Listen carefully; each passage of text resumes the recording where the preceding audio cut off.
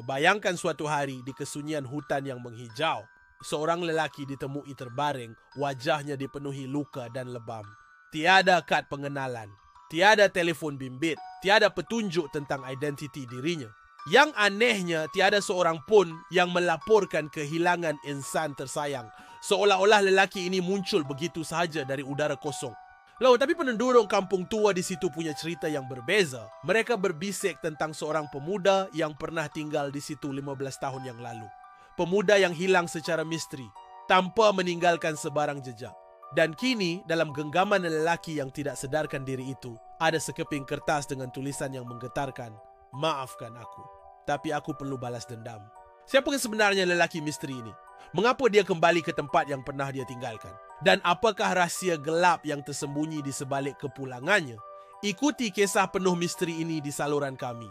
Jangan lupa subscribe dan tekan loceng pemberitahuan untuk mengetahui kelanjutannya. Terima kasih kerana menonton.